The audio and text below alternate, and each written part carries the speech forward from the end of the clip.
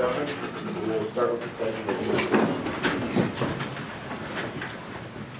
I pledge allegiance to the flag of the United States of America and to the republic for which it stands, one nation, under God, indivisible, with liberty and justice for all.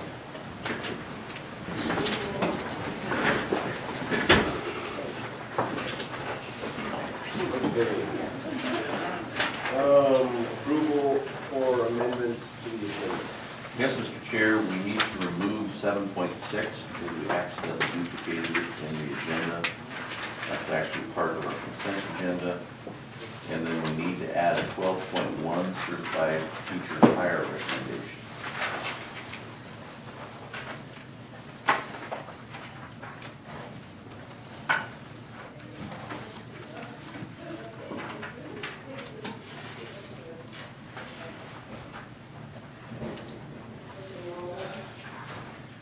Okay. Any other comments, suggestions? Okay, give a motion to approve the agenda as amended. I move. So moved.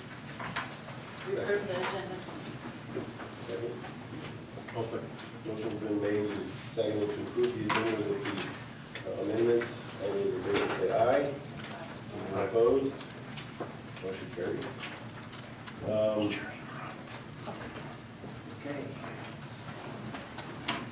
Approval of the minutes. We have minutes from our work session on the 27th of April and our regular session on the 27th of April and then our work session on April 30th.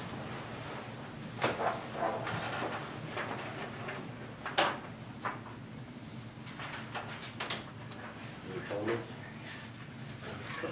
I'll move that we approve the minutes. Okay. Next is it. I second. The motion has been made and seconded to approve as slated minutes as presented. All those in favor say aye. Aye. Anyone opposed? Okay. Motion carries. Our early items.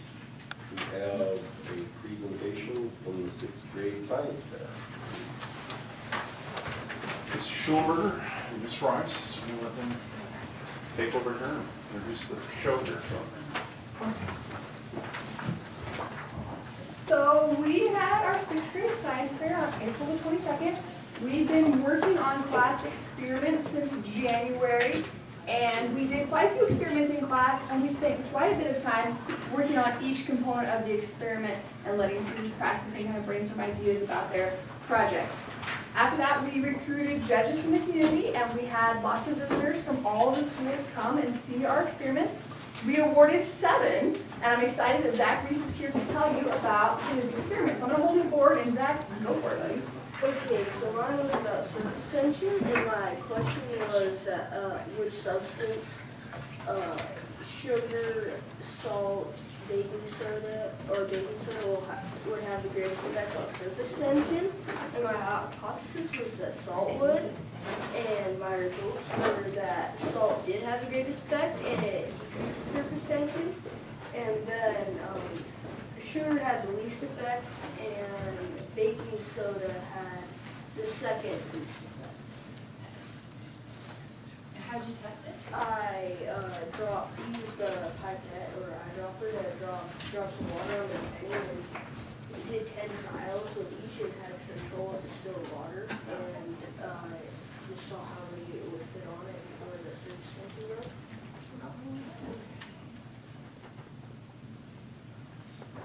And we also have Allyhussey here, and she did hers on that controversial BPA in plastics, and so she'll tell you a little bit about that.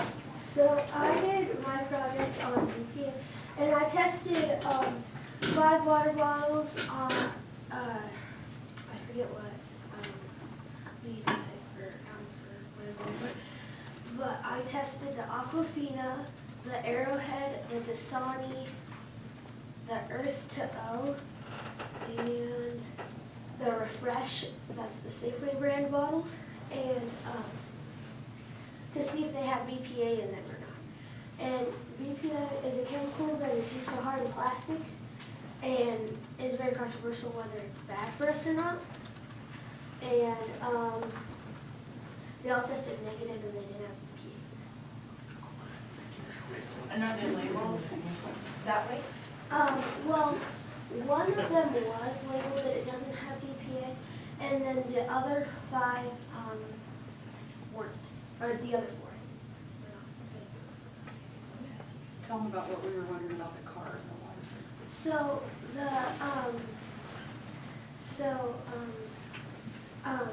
heating is known to be able to release plastics, to release the harmful chemicals in plastics, and I probably will test this, but a lot of people leave their cases of water bottle in the back of their car for like sports and stuff when you want to have like a drink or just for any time. And I wanted to test that because that heats up in your car in the summer and spring and fall. And I wanted to test that to see if heating those up would release the BPA chemicals and would have BPA after sitting in your car for a certain amount of time. How do you test the BPA? Well, I bought some special BPA indicator swabs and then you put the bottle in just boiled water for 5 minutes, and then you take that out and you lightly dip a cotton swab in alcohol and rub it on the bottle for 1 minute, and then you take that cotton swab and let the alcohol evaporate off of that. And then you take a drop of the indicator solution and put it on the swab, and then you let that sit there for 10 minutes, and then for 1 to 10 minutes, and if a blue, purple, or green coloration appears, then it does have BPA, but no coloration appeared on the swab, so they do not have BPA. Even the heated up bottles from the car? I did not test that. Oh, you didn't do yet. that? Okay. I did not test that. Lots of variables. We were trying to figure out how hot, because you have to be able to figure out what the temperature of the car is. And, because that will make a difference on these colder nights. Yeah. Getting cold and hot and cold and hot. So we've talked about it a little bit, but we haven't really designed the experiment yet. All right. Very good. Well, on the other side of it, they say don't freeze them. Is that the same thing, Alice, no, release the BPA too? I didn't actually find anything out about freezing them, actually. So I leave mine in my car all the time. So there's a side effect gray hair.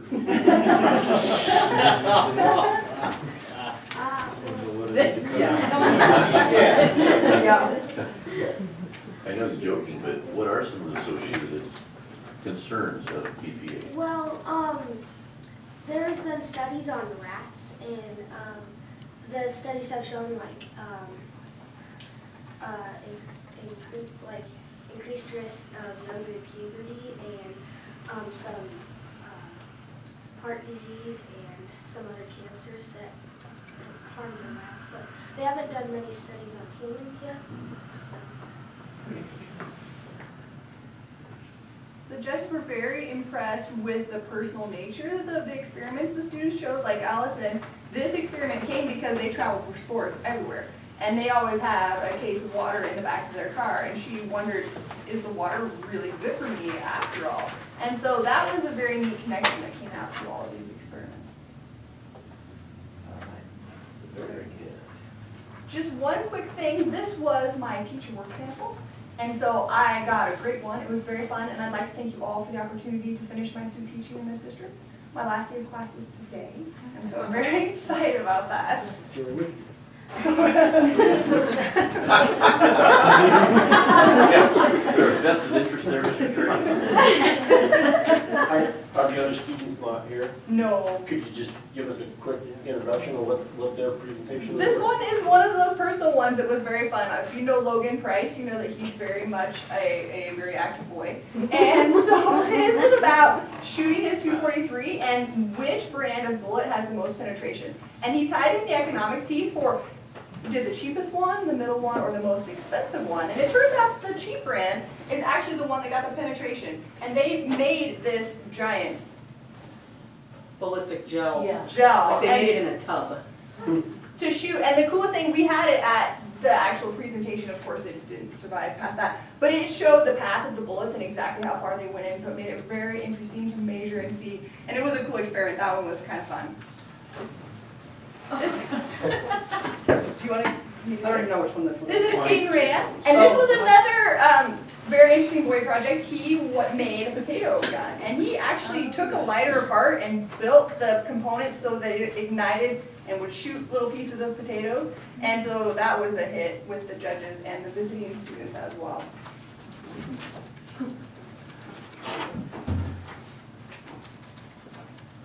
This is Forrest Waller. He's very interested in airplanes, and so he changed the motor in a model airplane and measured which one had the most thrust to fly his plane.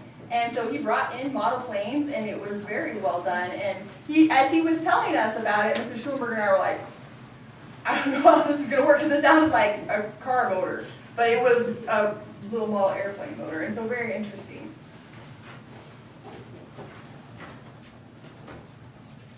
This is Michaela Sargenta, and she used that little water bottle like a magnifying glass to start a fire. And she was trying to see which kind of paper was the most flammable.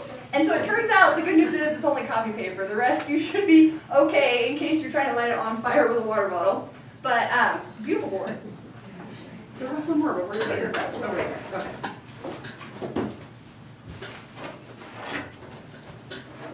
This is David Sipp, and he is very technologically inclined. He likes to repair DVD and VCR players, and so he found that antique fan on the side of the road broken. He restored it till it worked, and then he wondered, is it as effective as a modern fan? And it turns out that we all know this, they made things better in the old days. It blew the modern fan out of the water in terms of horsepower and its ability to knock over a certain amount of cups. So if you ever want to visit the 6th grade science fair, it's a really good time. You learn all kinds of neat things. Thank you for coming. Yes, thank you. Thank you, guys. Fantastic. Nice job. Great work, thanks, guys. Thanks, Laurie. Alright. So those of you who came to the presentations, if you wanted to be dismissed, you're more than welcome to do that. Okay, moving on to public comment.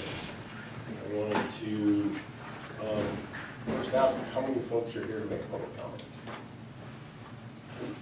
I show the hands. No one? Okay. Well, I don't need to. Maybe I do. Oh, all right. Well then, I need to just remind everyone that during public comment that we cannot talk directly about personnel or students of the district, and that's because of state or federal law, and so we can't do that, and by name. And we will listen to comments, but we'll respond to the next board meeting. I do have a response from our previous board meeting, and I just need to read that the Lake County School District 7 and the Board of Directors fully support the agriculture and FFA programs. We have no intention of eliminating either program, and we plan to continue to grow and enrich these programs. So that is the statement from the board. If there is public comment, though, I will entertain that. I guess some of you know me, some of you don't. I'm Bob Warner. I was the ag teacher here for 27 years. Ag programs are very, very important. I don't think I realized how important they were until I had quit teaching. And the comments that I got from different people, they didn't have to necessarily be kids that I had that were in the ag field after they got out of high school. Any kind of a vocational program is extremely valuable. and it doesn't make any difference what program you go into.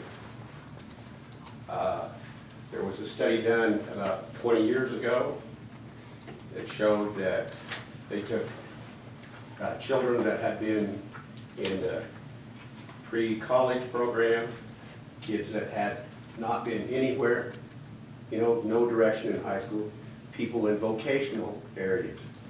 They found out the number of kids that graduated from those different bunches that got their degree, their 4-year degree, there was no significant difference in any of them for the numbers.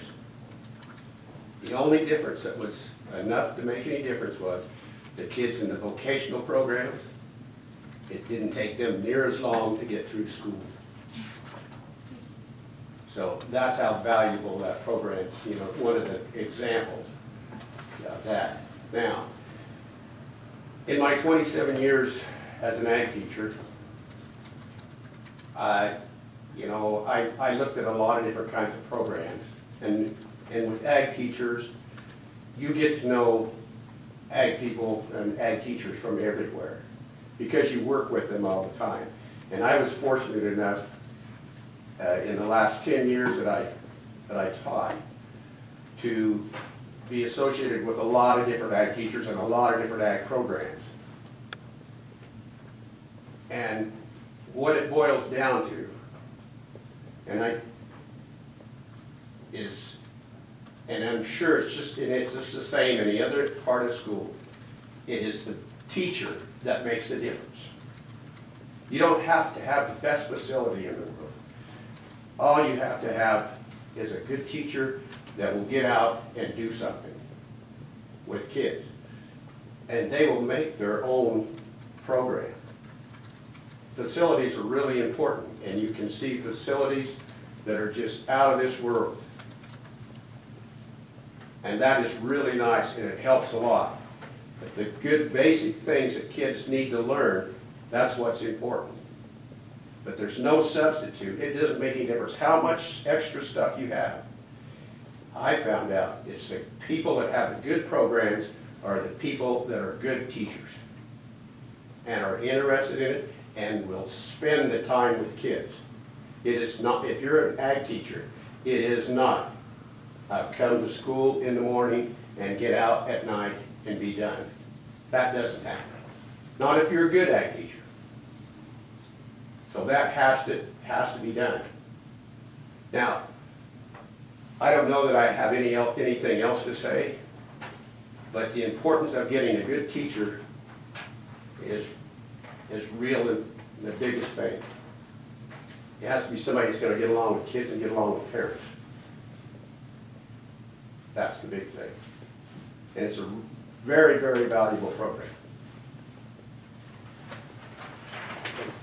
Appreciate your comments.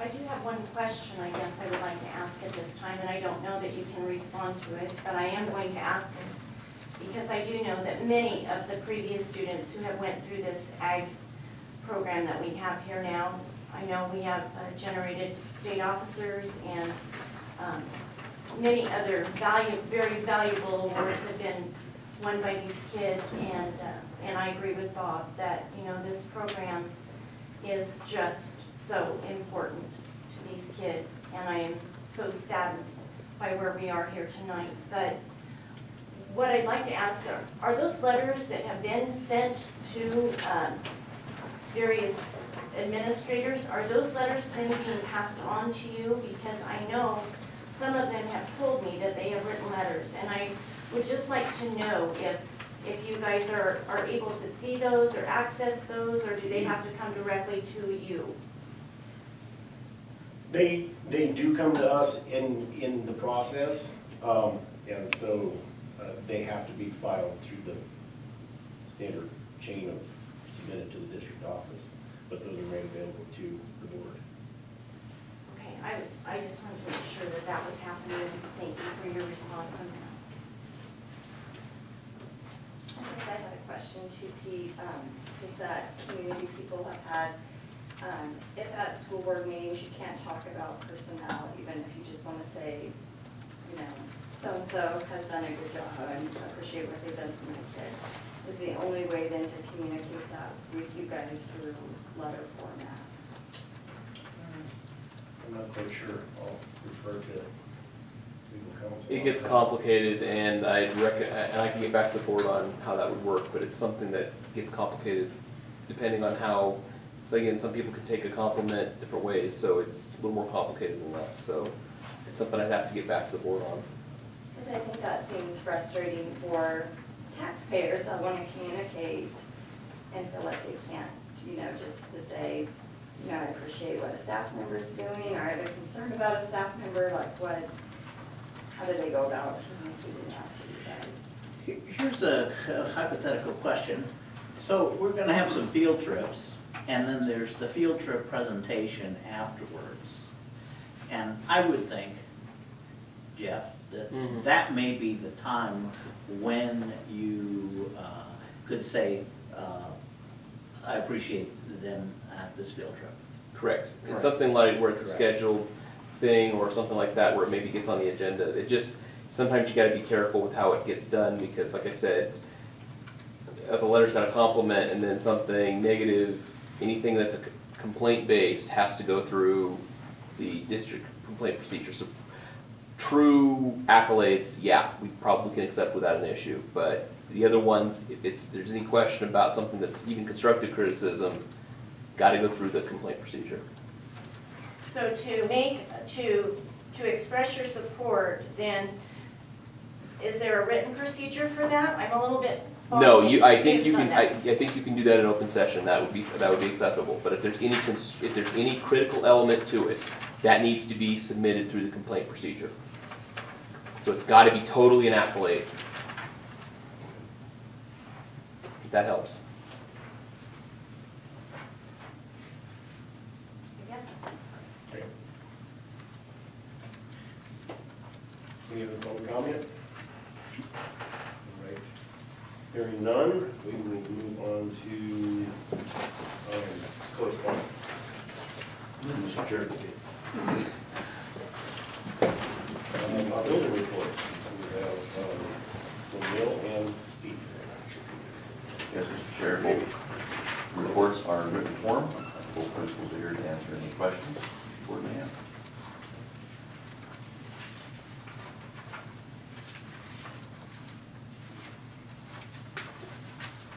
I'm seeing some good field trips coming out for the 8th grade school. Yeah, there are. Yeah, the High Desert Museum, that seems like a good field trip. I'll just take the day off and go with them, you know? Only if I get to go too. No, yeah, I will be volunteering that day. I volunteer in summertime. I bet they could use an extra chaperone on the bus. Yeah. Were you one that raised your hand that you hadn't been on the 6th grade field trip? My wife. Next Monday at this time, we'll be in North Dakota paintballing each other. Thanks.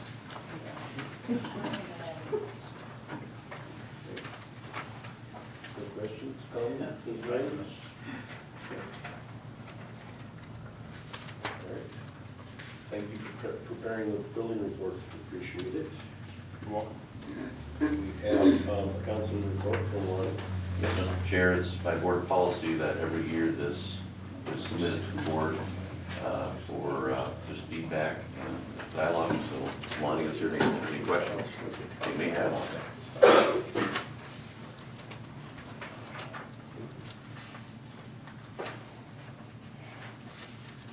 Okay, so we've touched a little bit on this advanced diploma in the KCC presentation of the work session, and you're saying that it seems to be catching on a little bit more now. You know, I think that last year it was such a kind of work in progress, and we sought out some kids this year because the kids have talked to some of the students that were in the advanced diploma program and just KCC students in general. They just kind of you know, we put out a bunch of announcements. Luke came over from KCC and he talked about the program to classes, and it just kind of evolved. And there's a group of kids that are really excited about it, and students that'll probably go on to four-year degrees just want to start here, maybe have a couple tough years and just needed to kind of, you know, build their GPA. And some of them are looking at some of the pathways, some of the career pathways to just do some certificate programs, and then some are just looking at like a 2-year degree as well. So it's a big gamut of students.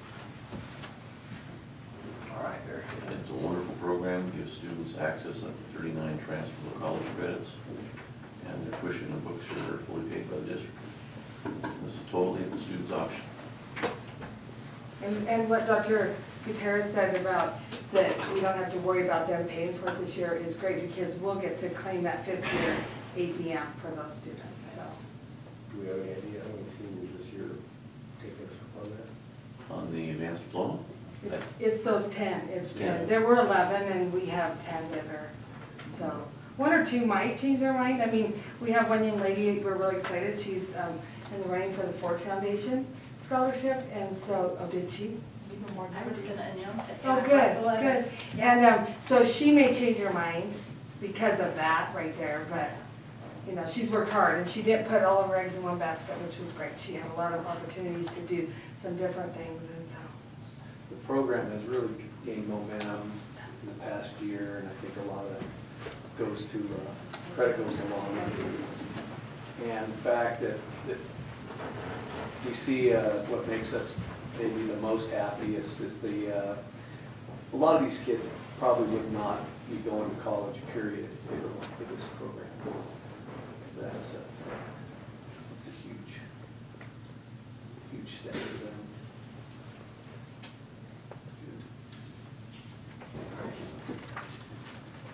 Any other questions, comments on the counseling report?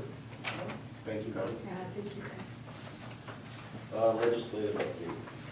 Yes, Mr. Chair, this was the latest update until today. We didn't have a chance to print that out, get it in here. So you'll probably see it on the emails tomorrow. But I think one of the most predominant things that has happened at the legislative level was the 2013 PERS reforms were overturned. The Oregon Supreme Court came out and basically said that some of the areas were constitutional, other areas were not. And so there will be some changes coming up. I have included, that's more of the next agenda item, more the details, so I'll kind of reserve my comments until then. The interim bargaining bill, I do believe, is still pending, and if it went through, that would eliminate any ability for that quick 90-day bargaining situation that was mostly commonly used by other districts. We did not, to reduce the calendar days during the recession years. Also, there's some changes, potential changes on charter school funding, ethics, public records changes, those sorts of things. And I did not have a chance to read today, just an email today.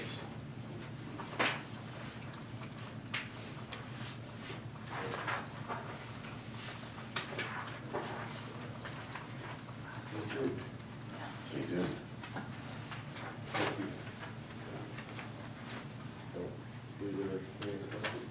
No. All right. So our PERS reform update. Yeah, I included a lot of information for you to look at. There was a great legislative fiscal office brief, information brief that you can read through. And basically, I think when this PERS reform was overturned, a lot of people were thinking, oh my goodness, what's going to happen to this year's budget or next year's budget? Well, the answer is, unless the PERS board chooses to do something that they normally don't do, the answer is nothing until 2017-18. And at that point, there will be a potential increase of what they're initially calculating of about 5.5% to the PERS rates for employers to pay. And what that means in terms of dollars and cents for us, we have not calculated that, but we still have a couple of years to deal with that. I would say it's probably going to be more of a discussion starting with next year's budget process. You know, the district may want to look at setting aside some dollars ahead of time to soften the blow or cushion the blow. But again, we just don't know enough information at this point, other than it's not gonna really hit us until 2017, 18 at this point. And there's lots more information you can read in there. And if you have any questions, feel free to ask. How about HB 5017A?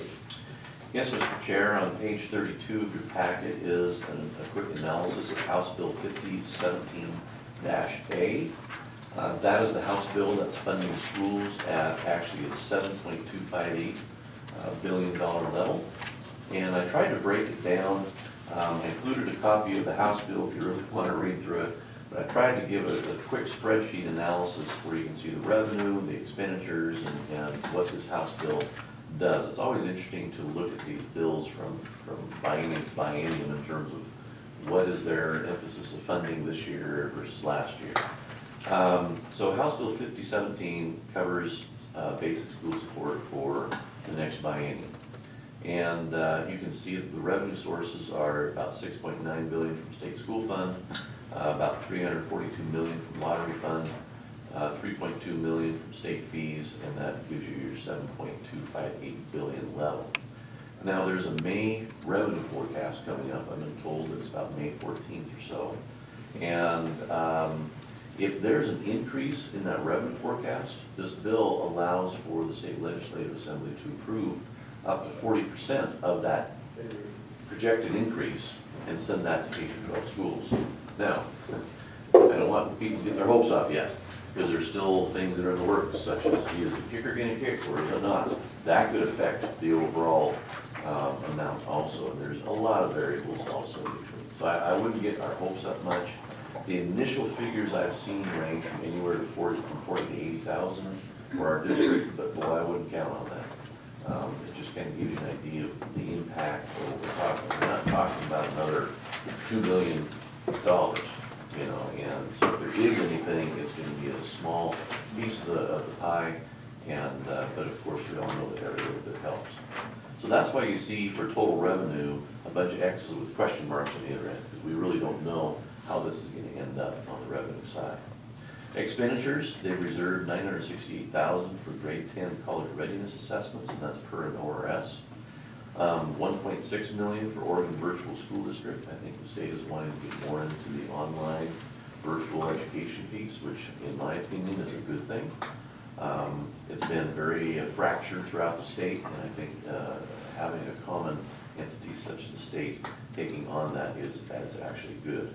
There's $12.5 million set aside for ELL program support, and as you can see from my arrows, it's kind of divided into two sections. One is $10 million going to low-performing districts.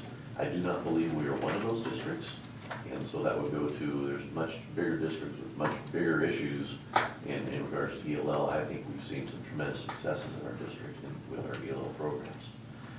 And then a $2.5 million for ELL best practice support, such as technical assistance, ELL plan implementation. Those are dollars that we can access and that would be available to us.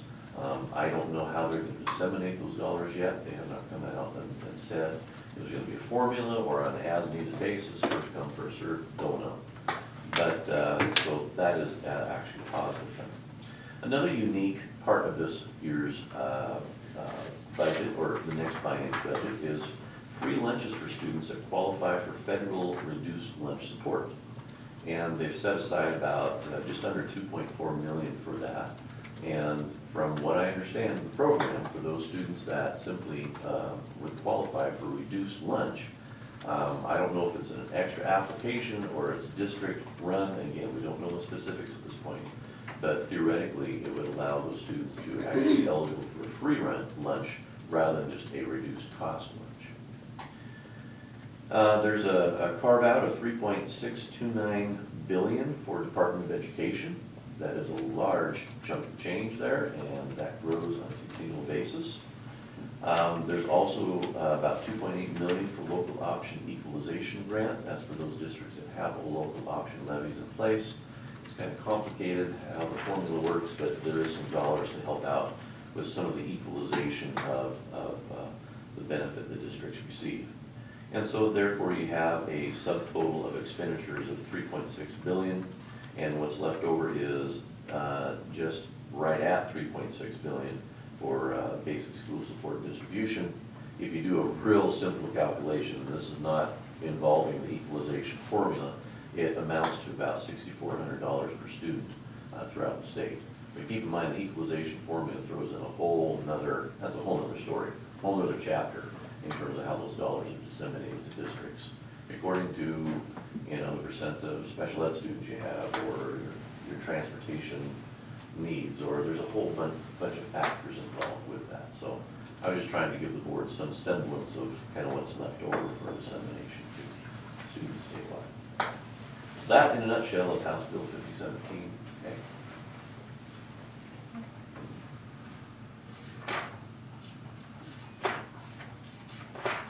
Comments, questions? Any comments? I thought that was good. I needed somebody to walk me through that graph.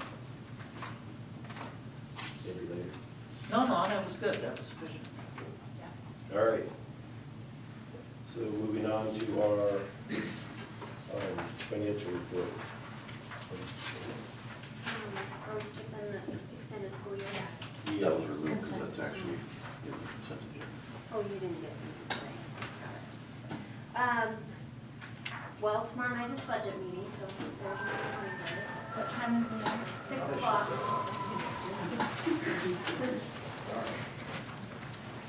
It'll be 6 o'clock tomorrow night here, in the boardroom, instead of at the library.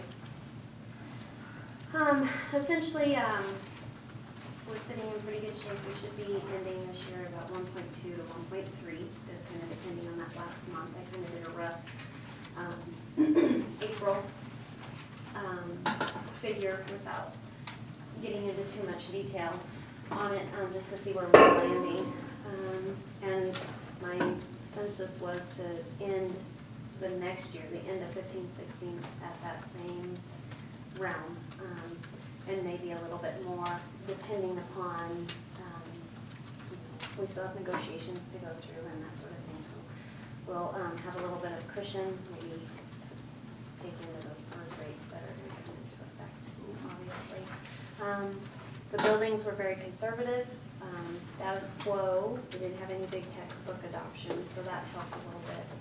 Although we need to make sure that we don't have any the next year also. So another little place for cushion for that in the upcoming biennium. We are ready to go for tomorrow night. We'll probably get through Fund 100, which is our general fund.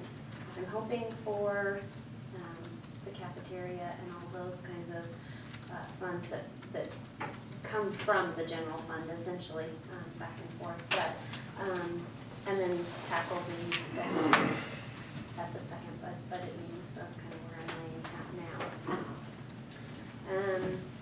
But other than that, you'll have to stay tuned for tomorrow. Really? It's exciting stuff, Pete. Okay.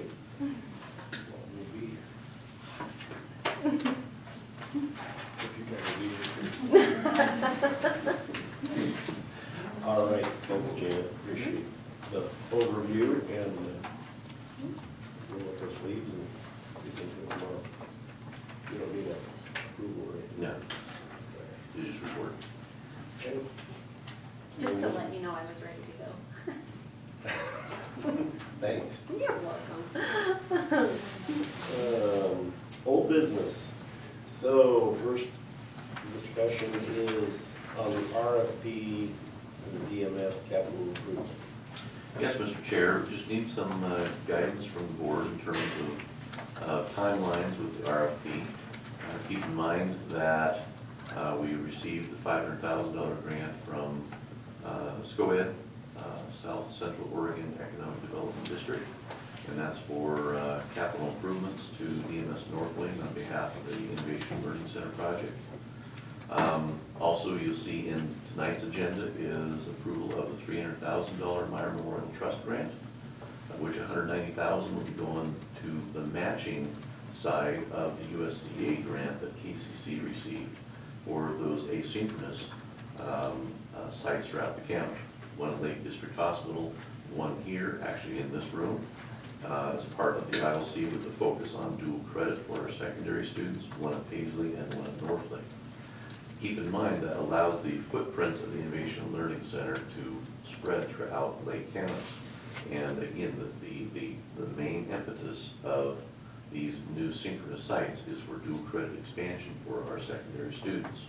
I know that Lonnie has been working extremely hard with the KCC administration, like you heard in the work session presentation tonight, to get a lot of our staff approved for dual credit. But you know, there's times that you still have requests for certain coursework by students that you neither have the staff that has the ability or the approval to teach those courses. Well, that will allow this to happen. And so it's really going to expand on an exponential basis the dual credit opportunities. Also keep in mind that KCC has pretty much pledged that they want to match our calendars also. In other words, we don't have students sitting here waiting for the end of September to start the dual credit course. It'll be starting and stopping at approximately the same times as our instruction calendar, and they're wanting to match our day-to-day schedules also. And so they're matching our time schedules. So how all that's going to work, they're still, you know, putting the pieces together, but that is the intent with the synchronous locations. The other part of the Meyer Memorial Trust grant is $110,000 that will also be added to capital improvements for DMS Northway. And so that brings the grand total up to $610,000. What's pending, and I see Jim Walls is here tonight. Thank you, Jim, for being here. Jim is the one to be credited with these grants. I got to tell you, he's worked his magic and has worked hard to secure these, and I can't say enough of how much we appreciate his work in that capacity. But I know that Jim has also some grants pending, such as Ford Family Foundation, and so we need to kind of have some direction from the board in terms of, do you want us to move forward immediately with an RFP with what we have secured thus far, or are you wanting us to wait until we can possibly add in the Ford Family Foundation? You know, I think in terms of timelines, there's ways that the project does not have to happen during the summer months. You can certainly put a contractor to where they're working evenings and weekends, so it's not an interruption to the Innovation Learning Center. And we also have some flexibility in terms of the timelines of when we use those grant dollars. And so I guess it's up for discussion. Janet and I are willing to go whichever direction that the board would like to see us proceed. And I know that Jim is here to answer any questions on behalf of the grant funding process and where we're at with that procedure.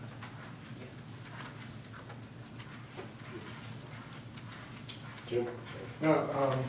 You remember the Ford family staff pulled $190,000, feeling there wasn't enough local support. I resubmitted that under their time with the community, getting a lot of letters from organizations, retired teachers, et cetera, et cetera.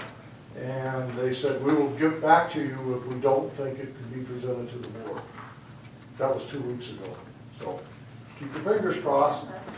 And in fundraising, we operate right now off of estimates.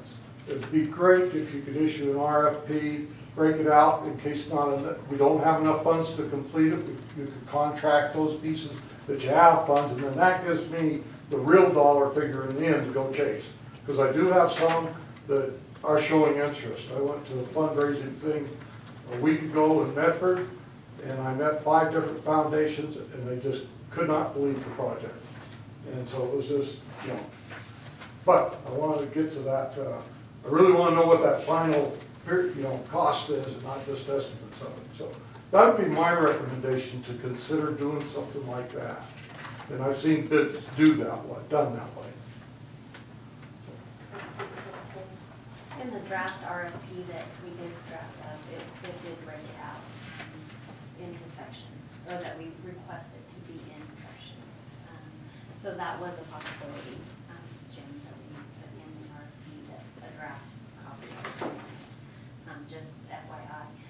We also have the timeline of 2017 also. So I didn't know where we stood with Ford Family at this point, because I hadn't gotten an update in quite a while. But I mean, that's also just added to the pot. But again, I think, yeah, if we can get estimates, but only do a section at a time, because I feel like we should utilize the grant dollars before putting in anything out of our pocket or budget, would be my recommendation.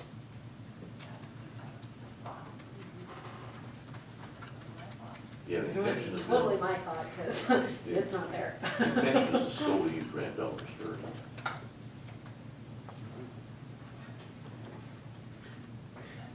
So you still don't understand the question. What are we being asked to do? Well, we could put together an RFP and go out for an RFP right now with the grant dollars that we have secured, or we could delay that until we have further knowledge on pending grants like the Ford Family Foundation. Or Jim wants all of it, so he knows how to backfill what's needed, right? Yes, exactly. So we would have to form those RFPs accordingly. Right. With what we have right now. Our original intention was to put out an RFP for the project manager, because we don't know what the construction entails yet. So we have to get started with something. I mean, there's nothing right now for contractors to bid on. No. There's no specifications put together, there's no details, there's no. Correct. We can't put it out for construction at this time. So Right. don't confuse the construction with the project management. Right. I think that's where we're at. Correct. Yeah, I thought we knew what we were. We don't need to break out I don't think the budget is that important at this time. We just need to get started. Okay, so project management is something that's within what we have already, so then we can plan ahead. Yeah, we can start pulling funds out of those, Up to 30%, there was a percentage of the 500 that we could. Correct. Correct. It's only, I believe they'll fund us half on that. Okay? So what Daryl's talking about is, that would be our first step. I apologize if I didn't explain that very well, I obviously didn't. So that is your first step, is to secure a project manager, and then have your project manager then develop the RFP for the contractors and, you know, all those specifications.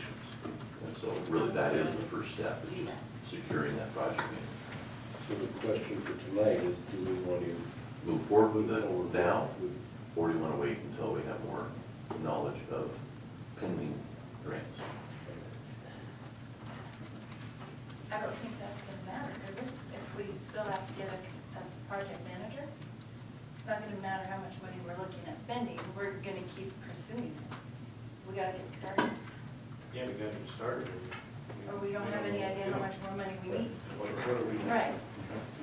So do we need a motion to start a bid for a construction manager? Yeah, you just need to make a motion in terms of directing Dan and I to put together an RFP for a project manager. Is that what you need? Yeah, we can do that. Jan? I have one ready. Okay, I move that we move forward with the RFP for a project manager to start spending money. The plan project. The plan projects for the Allyhussey, DMS, Good, now that was. That was Can more you specific. can you restate your motion, Rebecca? I move that we generate an RFP to hire a project manager. Okay. So that we can determine the scope of work we need, so we can know what kind of grant funds we need. Well, now that I understand it, I'm pretty excited. I didn't know what I was talking about before. The motion's been made. We'll second it. All right, so the motion's been made and seconded to approve, or to create an RFP for a project manager. Any other discussion? All those in favor say aye. Aye. Anyone opposed? All right. I won't vote because I made an proposal. Okay. So note that Darrell has abstained from the vote. All right.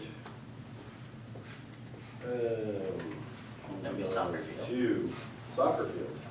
Yes, Mr. Chair, basically Mr. Anderson knows a little bit more about this budget than I do, so I'm going to kind of turn it over to him for comment as we continue moving forward with our exciting soccer field project. So, Daryl, you can kind of walk them through this? We worked up the budget the other day because we weren't quite sure where we were at. Look what's been expended so far. Field preparation, putting in the sprinkler system, whatever.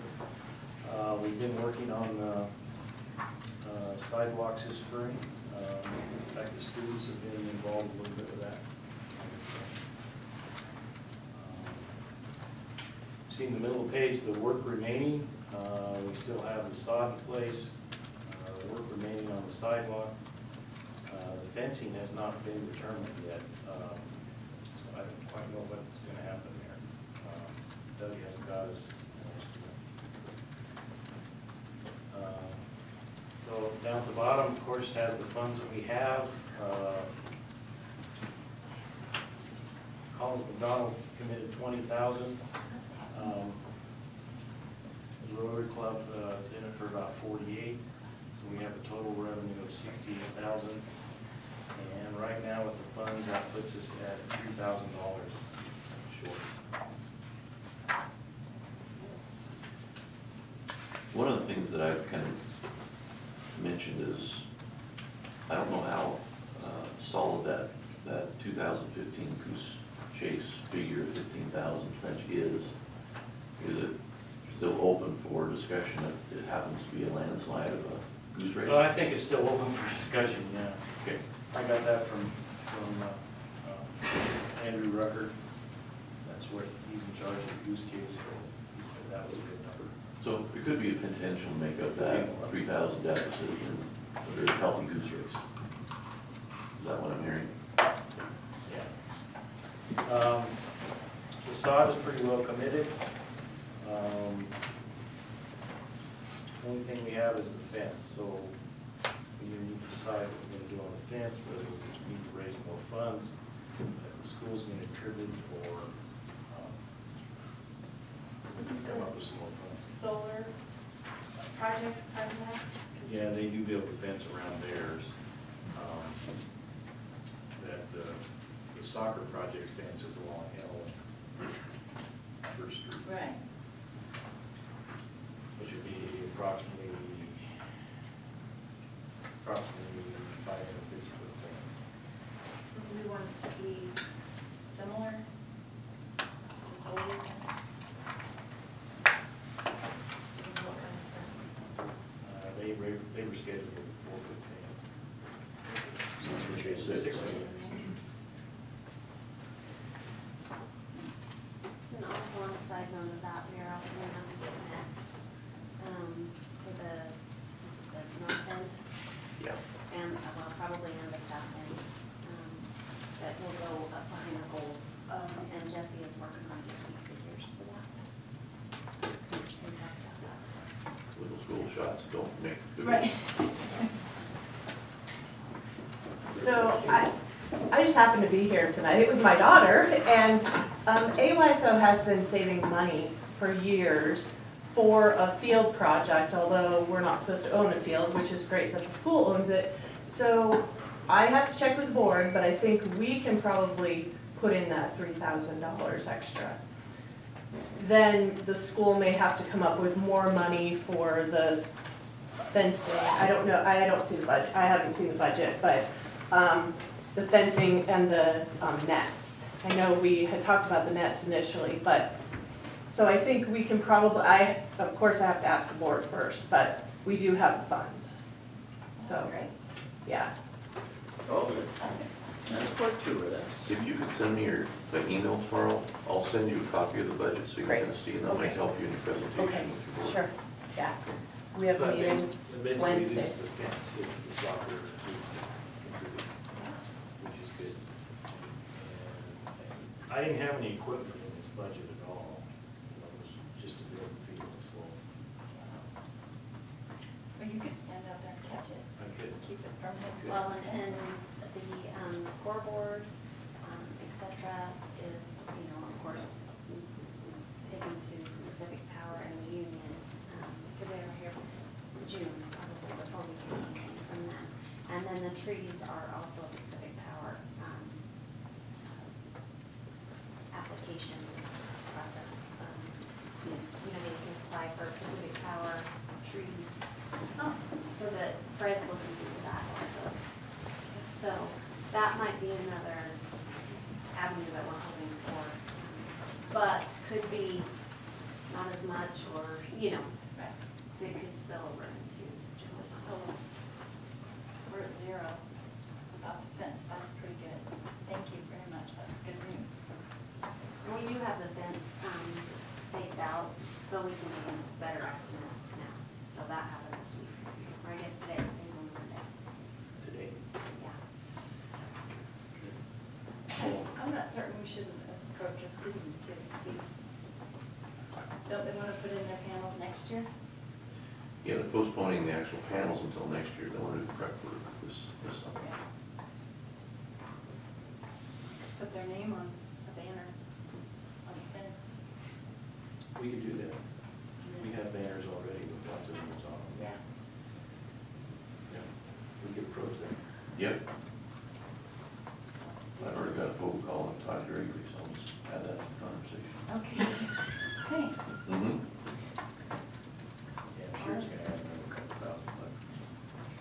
All I can say is no. All right. Thank you for the update. Sidewalks are looking good. They are. I know the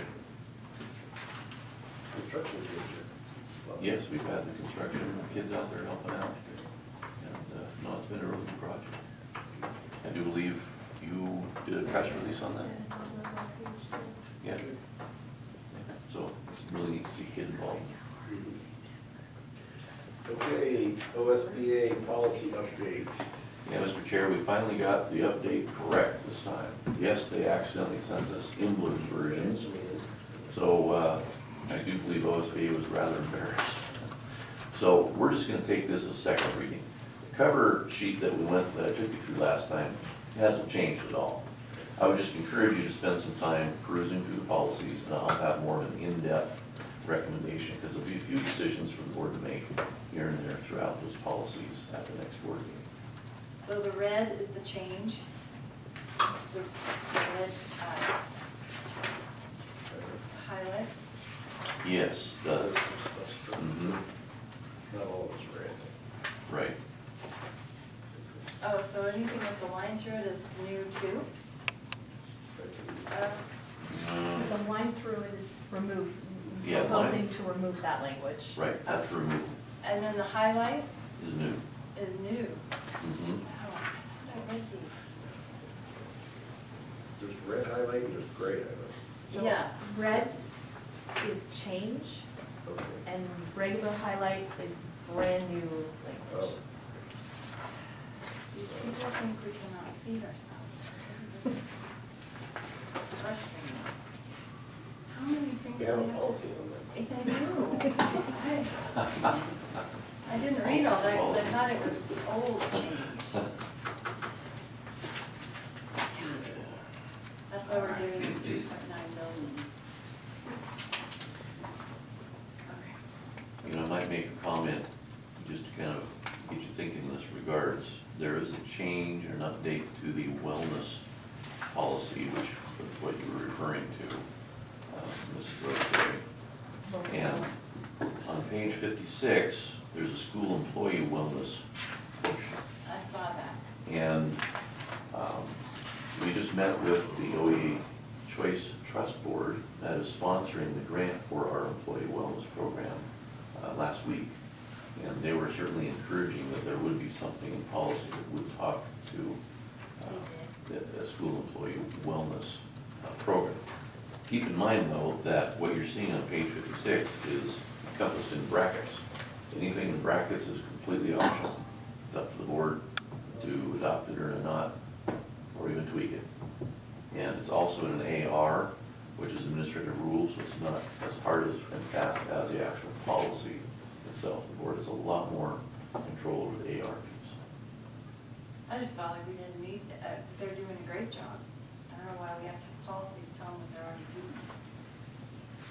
But maybe we do. I think the encouragement from the OEA Choice Trust Board was they're just wanting to look for ways that the staff wellness program will have sustainability after the grant is done. And we're still a couple of years away from that happening. But that's kind of what their interest is in seeing something like that.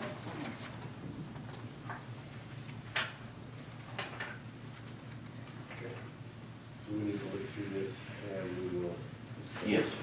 Yeah, we'll spend a lot more time. In fact, I would suggest that we roll this into the work session so we can discuss it a little more freely and then approve it in the open session. All right. So we'll add that to your notes to put in the work session. Yes. Okay. We had our school traffic flow advisory committee update. Yes, Mr. Chair, we've made a lot of progress, in my opinion, since we've concluded our subcommittee meetings. I've kind of included a summary there. One thing is I've asked both principals to start working with their staff to determine an alternate staff parking plan. And I think it's important that we allow the principals adequate time to build consensus and collaboration with that. So I know both principals are having those discussions with their staff, and they're working on implementation timelines for that. I talked with Ray Sims. What was proposed was some updated painting and rezoning of some parking lot in front of LHS, as well as some increased signage. And Ray came back and said, we don't have a budget for it, but there's a grant we can apply for this summer that basically we just apply and the money comes in, but it won't be available until next spring. So we're probably looking at next summer in terms of repainting and increasing the signage in terms of what we're hoping to happen. The bus thing has intrigued me. So I've been on the buses quite a bit, just looking at the traffic flow, the timing. I've asked Mr. Cahill to really help me with this because a lot of the timing has emanated from the elementary side. We've looked at a number of different options. We've had a lot of ideas proposed to us since the committee concluded. But the simplest one that really is the lowest hanging fruit has to do with what you see there in number 5. And it's also captured in Principal Cahill's attached memo that goes along with my summary. But for AM, basically, if you look at number 2, it says buses turn either right or left on 4th Street from I Street while heading north rather than proceeding in front of LHS.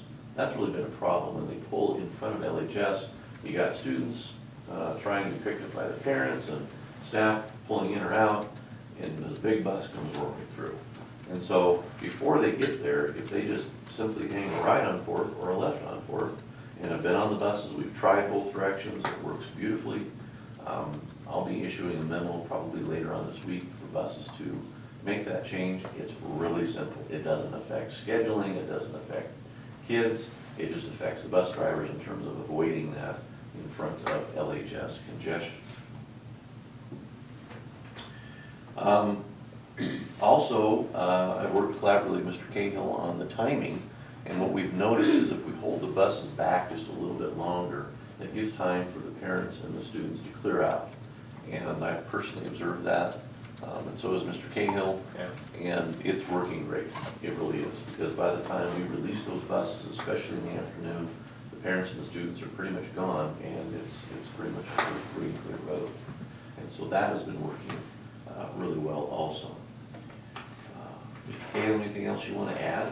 No, just some timing factors, the 4th Street factor, and you saw in my memo down the road in a perfect world, I'd like to see one-way traffic on South 5th Street in the morning and the afternoon. Of course, that will definitely need to be worked out with the town of Lakeview as far as how that's going to happen. So I see that timing as happening about the same time as we do the repainting and the signage and those sorts of things. So that's kind of an update about where we're at with the traffic. Any questions? Thank you. All right, new business. We have a certified staff resignation. And that is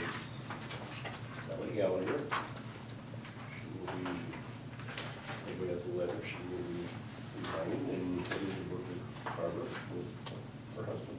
I'm sure he's appreciative of that. I do. I echoed a lot of my comments about Sally last week.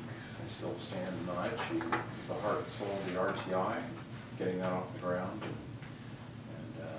she will really, really be missed by all of us at Fremont today, so we wish her well.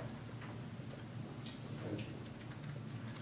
So we need to entertain, I need to entertain a motion to accept the letter of resignation. Go ahead. I'll move that we accept the resignation from Mrs. Gallagher with regret. Second. So the motion's been made and seconded to approve Sally Gallagher's letter of resignation, regret, and also appreciation for her time and job well done. After she will be missed. All those in favor say aye. Anyone opposed? Motion carries.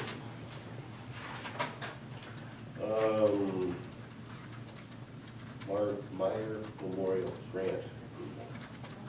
Yes, Mr. Chair, you'll see a summary attached to the actual grant. Notice there are some payment contingencies, and what's in front of the board tonight is just simply to approve the acceptance of the grant, and then I will start working to attain those contingencies, and I do not anticipate any issues with those contingencies. But the first one is a written agreement from Lake County School District. The building will be dedicated to Innovation Learning Center use for at least 5 years. Also a written agreement from Klamath Community College if KCC decides in the future to no longer serve as education partner for the center. Video conference equipment will transfer to county or school district ownership. And also a written agreement from Lake District Hospital. Video conference equipment will be used for Innovation Learning Center purposes. And if the hospital ceases to be a distant learning site, equipment will be removed and transferred to another partner site. Basically, my memorial is saying if we're going to provide matching dollars to the tune of $190,000 for this USDA grant that KCC received for the purchase of this equipment, and as you heard Julie Marie Jensen testify earlier, it costs $50,000 per site, and they want to make sure that their money is well spent, and there's some contingencies there that ensure that moves forward and serves the purpose that they've approved.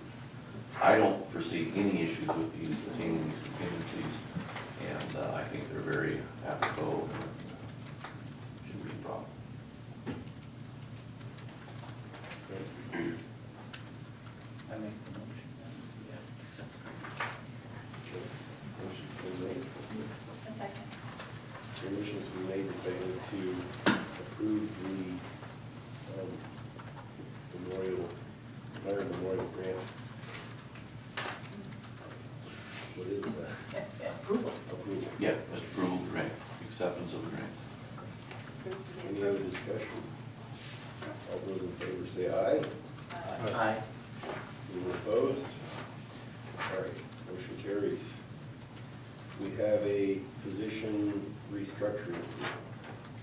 Yes, Mr. Chair, this is something that's been in the works for a long time, and as you know, Lonnie Chavez has served as our special ed director for quite a few years now. She's done an exceptional job at it. And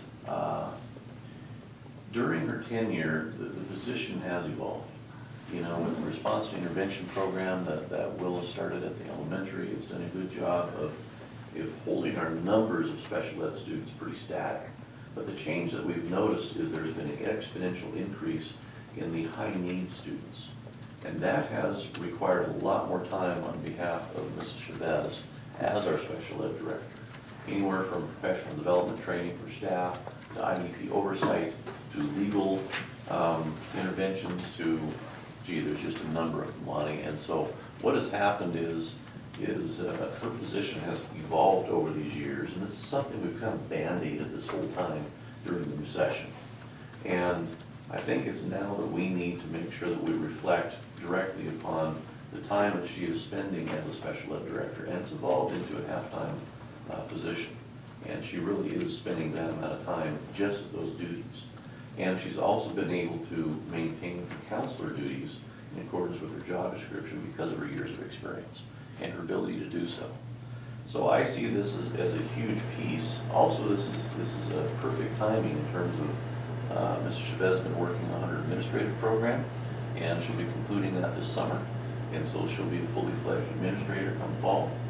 And there's no dollar amount attached to this recommendation. It's just a simple restructuring of the position to where it is half-time special ed director, half-time secondary counselor, and then that really reflects what is currently going on. Also, throughout this evolution of changes within special ed needs, I've had a lot of conversations with the ESD. Gee, what other areas can you pick up for us? Can we work together on some special ed director duties? The answers always come back, no, no, no. They just don't have the capacity. They have the desire, they just don't have the capacity. And you've heard Superintendent Nash talk about that flat railing funding level. And it's a real struggle for them right now. And there might be some serious implications potentially starting next year and especially the year after if there isn't some relief for the RESD in terms of the flat funding revenue stream. So I bring this to you for approval tonight, and we can talk about the second one after we finish up with this one.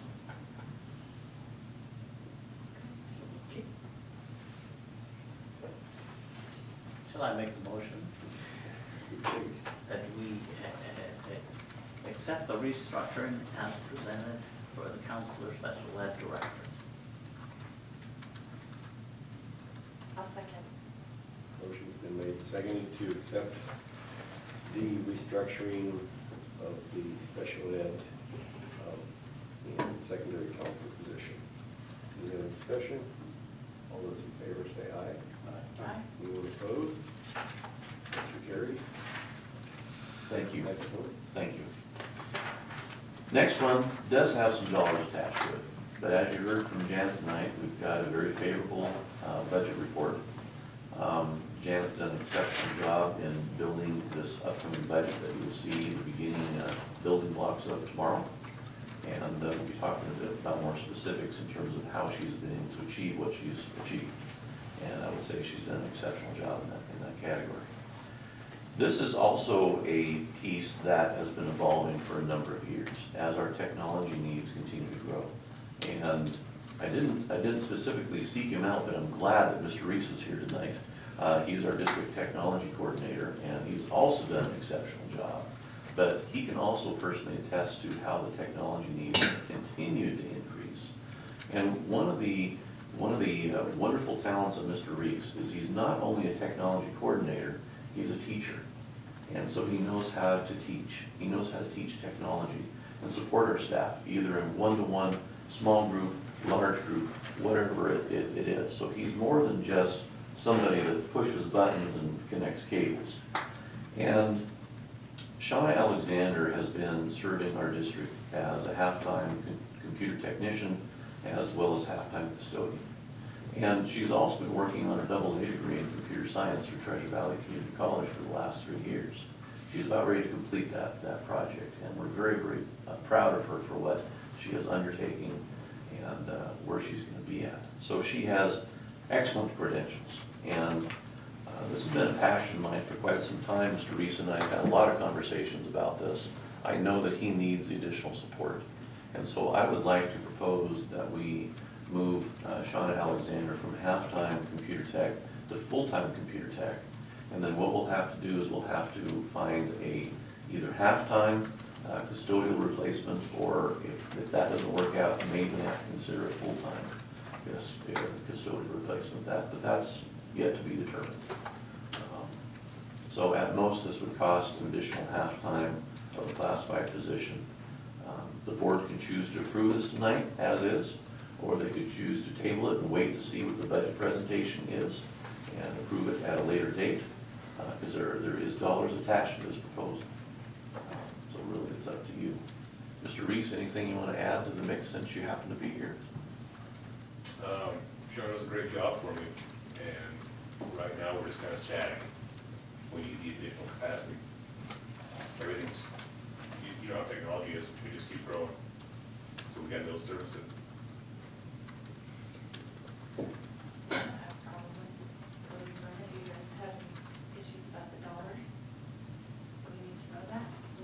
the need. No, I don't think she's over it. So, And I move we approve the position expansion. From I'll second part-time it. to full-time. I'll second it. Yes. That'll be effective July 1st. So the motion's been made and seconded to approve the technology position expansion. Any other discussion? Yeah, we probably, so, what was her salary step? I have to look. I'd have to look also. Half of her salary now is at the district, or with technology. Okay, so will that be her base salary then? She'll just go to full time? She just go She'll full-time. just go full Tech. time, and Yeah. keep in mind that we also do coordination with ESD on that position also, which I can bring up in my budget message tomorrow. Okay, I just didn't want any confusion on the salary. So a coordination, yeah, I'm not clear on that one. And then with the ESD, part of that. It really doesn't affect Shauna.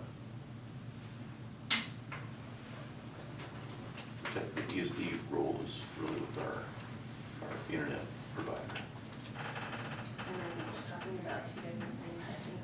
Must be. Hit the sauce. Sorry. I guess my question is, if she goes to full time, she'll know what her salary's gonna be. Yeah, it's determined by the classified pay schedule. I just don't want any confusion there, so. Right. She's paid on two different areas of the salary schedule right now. One is for custodian, one's for tech, and she'll be full-time tech. Okay. So yeah, she is fully aware of what that would be. Okay, so. It's exciting. So the motion was made, seconded, we had some discussion, we're still on track. We're still on track. Any other discussion? All right, all those in favor say aye. Aye. Anyone opposed? All right, motion carries. Thank you. Our consent agenda. We have extended school year recommendation and additional certified teacher position. You can approve them both together or pull them out separately, whatever you'd like to do. Okay. I thought we approved the union. We did that one, we didn't get that one in. A month ago, we discussed the positions. We were free to advertise them. At that time, we didn't have authority to, based on the budget, to really move forward in hiring them.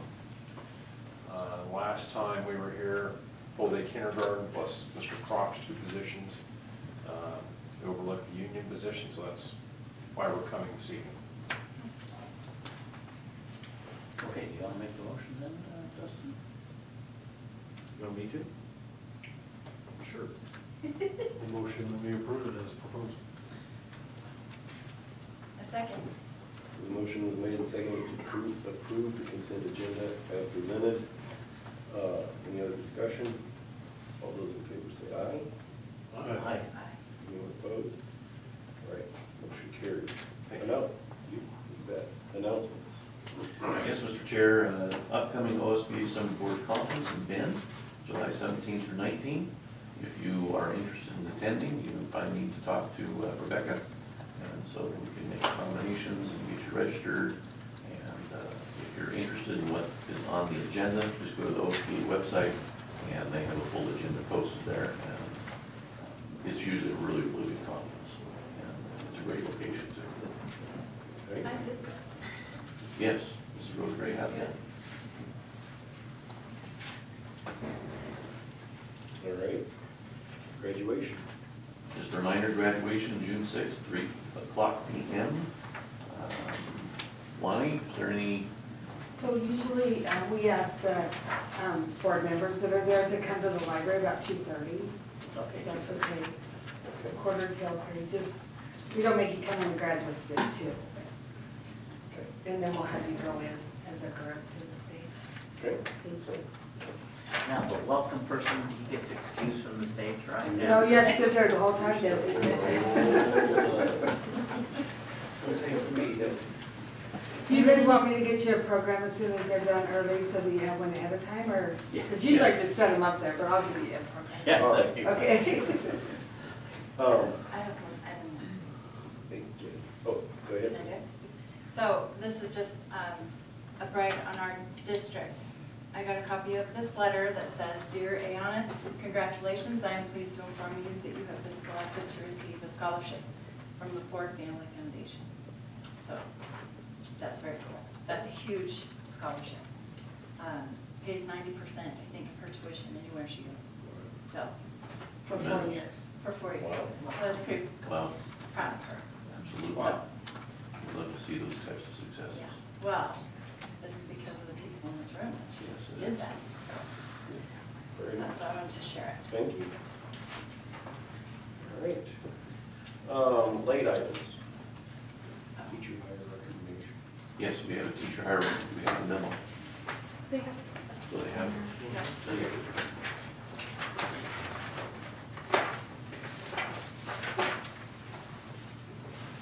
Mr. Brock, you want to make this presentation? Got another superstar for Ben Lapine. Nice. Dylan Sullivan, up and comer, dual certified in social studies, language arts. Does a lot of coaching, he's training in Avid, which we're really excited about because we're growing Avid. We had an Avid Parents Night tonight, and we're bringing another class of 6th graders over, so we'll have an Avid elect class in our 8th and 7th graders. And we hope to use Dylan in that in the future, if not next year, in the future.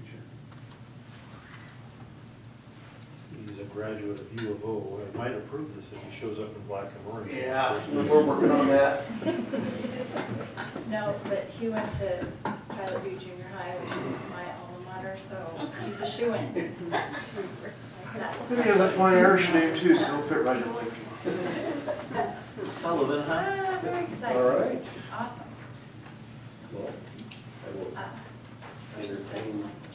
entertain a motion to approve the recommendation.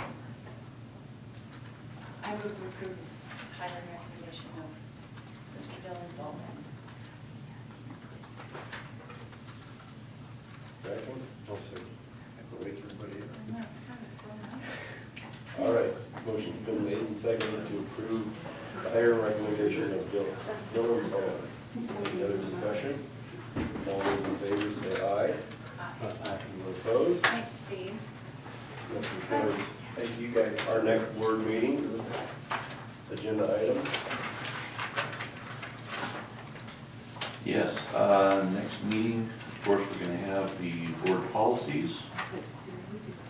Also in work session, yeah, that'll be work session as well as open session.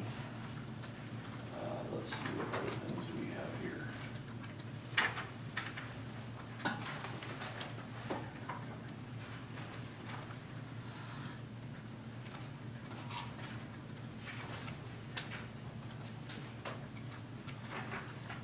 Rebecca, anything? Mr. Hamilton, OSAA report. Oh, that's right, we have an OSAA report. Some changes, thank you.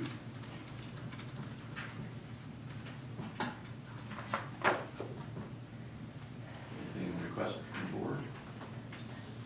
Could we add on all the hiring recommendations the appropriate salary or step where they are on the salary schedule? We don't have So it. when we approve them. It's hard to know because we have to wait until we get